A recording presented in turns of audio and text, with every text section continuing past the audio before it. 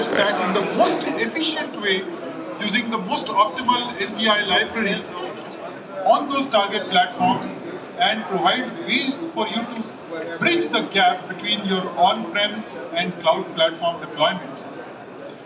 As far as containers are concerned, we have their base images which have just the vendor runtime. It has CMake, Make, GCC compilers, MPI, and nothing else. And then we have full-featured images that have over 100 different HPC and AIML tools and provide the runtimes, they provide access to those interfaces, and we also have tools to help you pick a set of packages and say, I want to start from the base image, I want to add these packages, make me a new container, or the E4S ALC tool, an a la carte selectable tool. If you have a containerized application, we can help you deploy it on HPC systems and replace the MPI with the system MPI that's available from the vendor. So if you are running on a Cray system, your same container and the application can be distributed in a binary form. You can just replace the MPI. And we have quarterly releases. There'll be a release at the end of this month.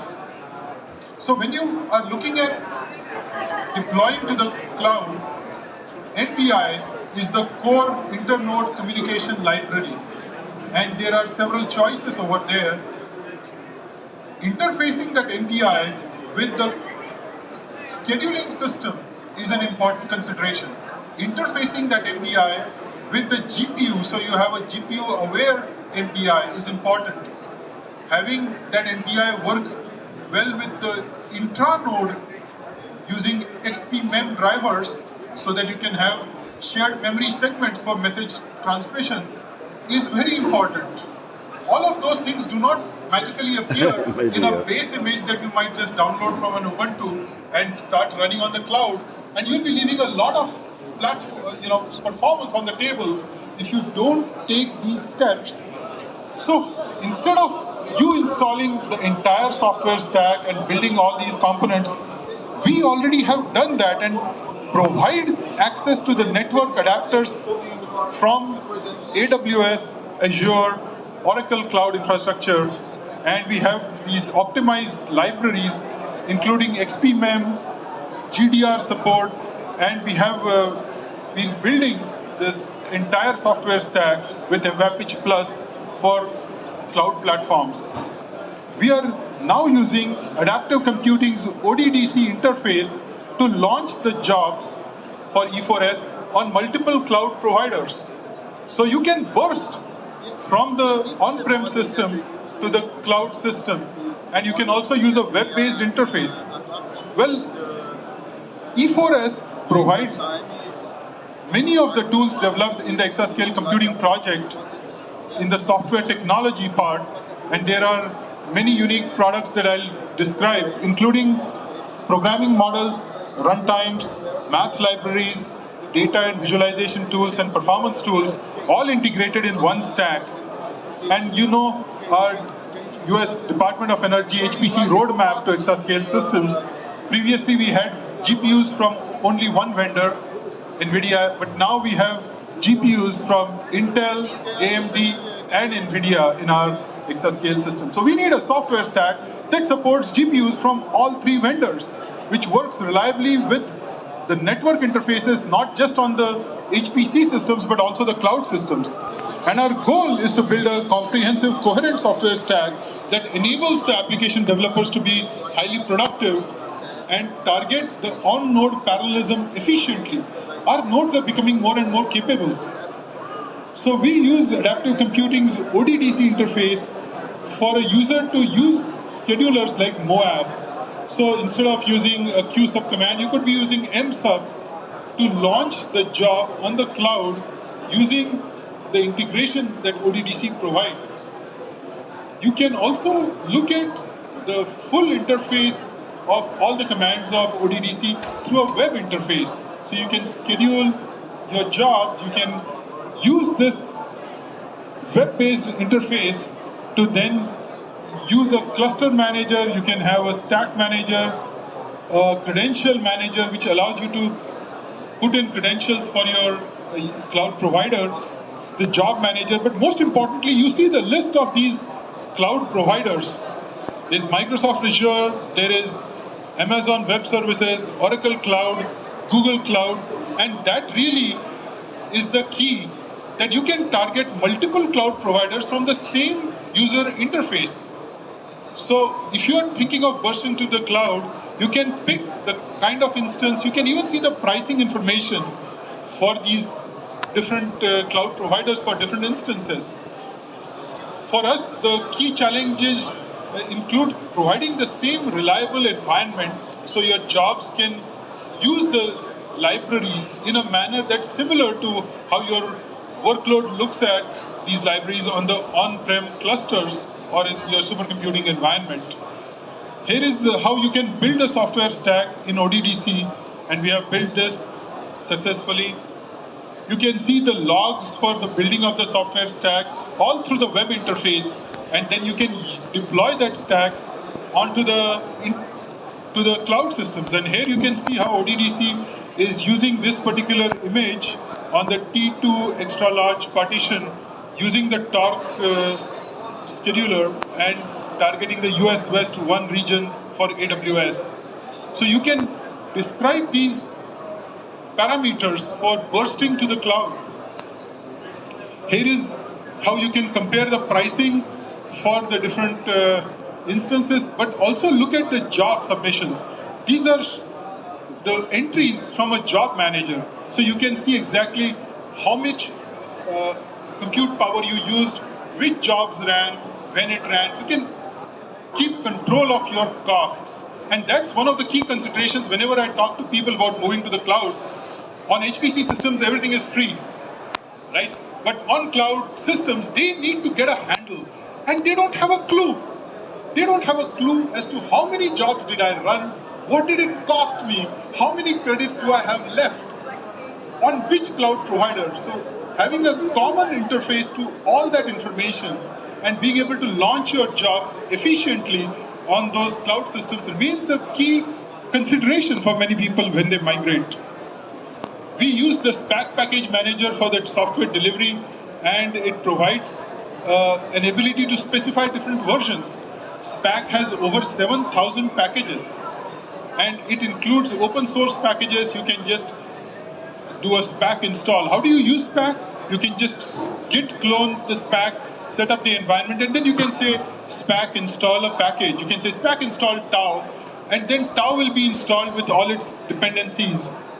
And you can specify tau version 2.32 using the compiler GCC with the percentage symbol. And then you can enable options. You can say install tau, but I want to use AMD GPUs. So enable the variant plus ROCm, and then it will install tau with that, or plus MPI, and specify that I want to use MVAPIC 2 as the MPI provider for the MPI. So this is an expression. You can find the compilers and other packages using these commands as well. So it's a very mature package manager that can help you build an optimal solution for installing your packages. There is a good chance that out of the 7,000 recipes that SPAC has, the package that you are looking for and its dependencies are available through the SPAC platform. You can learn more about SPAC from this website. And we have released a new version of E4S, which supports H100 GPUs. We support Julia software stack, including CUDA with MPI. It even supports electronic design automation tools, such as Zeiss, built with Trilinos and Cocos on architectures like x86-64, PPC-64LE, and AR64. There is a full range of 50 different EDA tools that are available from this e4s.io/EDA if you're interested. We have support for ROCm, we have AI/ML frameworks like TensorFlow, PyTorch, which use these latest versions, and we have 106 different packages and detailed documentation. So starting with our release in October 2018, where we had 24 products, now we have over 100 products. And you can download E4S in the form of bare metal installs or containers, or use an image that is available on the cloud. And you can just pick an image like this from Docker or from Singularity. You can pick an image which is full-featured image, which has all these 100 packages, including AI/ML packages like TensorFlow, PyTorch, optimized for GPUs. Or you can use a base image, which has the basic components of the runtime, so you know you can target the GPU and pick the appropriate GPU, and then you can use our tools to install additional packages, maybe from Stack or from the system packages as well, and then create a custom image that's exactly what you need, an optimized image. This is the minimal spec. You can see LLVM and CI images as well on our webpage, and detailed documentation of how do you install your full software stack on your own bare metal clusters. Now, once you have E4S installed on your own clusters and you want to transition to the cloud platforms, you'll have the same software stack. You'll have 100 different packages available to you on-prem and in the cloud. And then you can make that transition more easily using the ODDC interface. Here are containers with full-featured containers for different platforms with CUDA, for instance. This is using x86 as well as PPC64LE as well as ARM with support for NVIDIA GPUs, mind you, in all three platforms. And you can just do a Docker pull to get the container. Here is the base image for the CUDA for ECP E4S with all these different vendors provided runtimes. And this is the Ubuntu base image. You can see that it has over 1 million downloads. So it has been widely adopted by the larger Linux community and not just the tiny HPC community. And what are the 100 products, you may ask? And here is a listing and exact location where it's installed of 100 different products which target the GPUs from these different vendors. These include products like Amrex. These include products like Feodel, Ginkgo, Global Arrays, HDF5. I mentioned these are tools that we normally use in our HPC workloads anyway. HDF5 is very prevalent. We have tools like Cocos, which help you write performance portable codes. Raja, Legion, MFEN. Here you see ParaView, Pappy, Petsy. You see tools like Tau, Raja, Trilinos, and tools like UPC++, VTKM, Visit, Zeiss, Warpex. Many of these tools that you already use, whether it's OpenMPI or MPitch or HDF5 or NetCDF, these are tools we are all familiar with, but they are all available pre-installed in this directory. Here is an example of showing you support for not just A100 GPUs, but also H100 GPUs. Hopper over here with all these packages installed. MI100 GPUs from AMD as well as GFX 90A or the MI250X or MI210 series of GPUs from AMD with 28 packages that target the AMD GPU. We have a build cache so that it has over 99,000 packages, so that you don't have to compile everything from the source code. You can just say SPAC install this package, and if the compiler, architecture, and the operating system match in the build cache, you just download a binary after you say SPAC mirror add E4S. So you can get access to this repository of binaries that allow you to be more efficient, and you can install the SPAC-based tools. This is an image of an AWS image where you have graphical user interfaces from Tau, from ParaView. This is the EDA tools, and you can see a listing on the right side of 50 different EDA tools that are available, such as K-Layout, Qflow, Xteam, and Zeiss, and a number of tools like OpenRoad, OpenLane, OpenFaza, OpenPDKs. You can design your semiconductor IC, even send it to the fab using the Global Foundries or Skywater Labs OpenPDKs. These are 50 different tools that are commonly used in electronic design automation. We have a tool to simplify the launch of API applications that use the container. So you can create a binary can distribute your application in a binary form for the first time. Until now, you are distributing your MPI-based applications in source.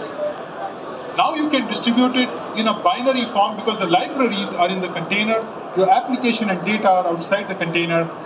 You can deploy the same binary that you built on your laptop onto a supercomputer like Cray. But you have not been able to do that in the past because MPI always gets in the way. You want to have efficient internode communication. With E4S you can swap the MPI that the application binary is built with the system MPI. So you can use the Cray MPage, for instance, to target the Slingshot 11 network, although your application was not built with it, because E4S will do that swap for you. All it needs is to know whether it's a Singularity, Shifter, Docker container, where is the image, and what do I do when I start up. So with the init command, you can specify these 3 parameters, and then you can just launch the application using E4SCL with MPI run. We also have a release of this on GitHub and a E4S ALC that allows you to create a custom container image. What you do is you specify a starting image, then you say, I want to install package A, B, and C, and then it will create a new image. It's no different than just taking a Word document and adding 2 paragraphs to it and saving it. But you don't have to learn how to write Docker files. With a command line tool, you can just say, take this container, add these packages, expand this tarball over here, and then make a new container, give it this name, and be done with it. So it will do the lifting for you, and it will create this a la carte selectable set of capabilities. A lot of this research goes on at the Performance Research Laboratory at the University of Oregon and Paratools. We are located in the beautiful city of Eugene, Oregon in the US. We are on the West Coast. We have a very good visitor program. Consider coming and visiting us. It's great in the spring and the summer. And I would like to thank our sponsors, US Department of Energy, Department of Defense, National Science Foundation, NASA, CEA in France, our industry partners including Adaptive Computing, IBM, AMD, ARM, Intel, NVIDIA, and partners at other universities and institutions like the Ohio State University, Paratools Inc., University of Tennessee, Knoxville, TU Dresden in Germany, Unit Supercomputing Center, and I would like to thank the Exascale Computing Project in the US for their sponsorship of this work. So I'll take on any questions. Thank you.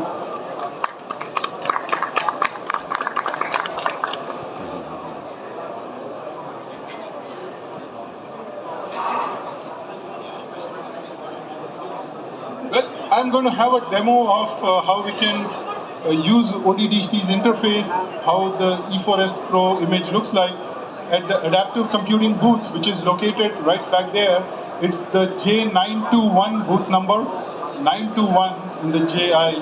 Please consider stopping by and having a look at a demo of how you can use a single interface to launch jobs on multiple cloud provider backends, reason about the resources that you have, utilization, use the most familiar Torque Moab scheduler to launch your workloads from on-prem clusters, and how you can use a cloud-based image that looks very similar to what you're used to on your on-prem clusters with 100 of those packages that I showed. So thank you very much for your attention, and I look forward to seeing some of you at the Adaptive Computing booth. Thanks.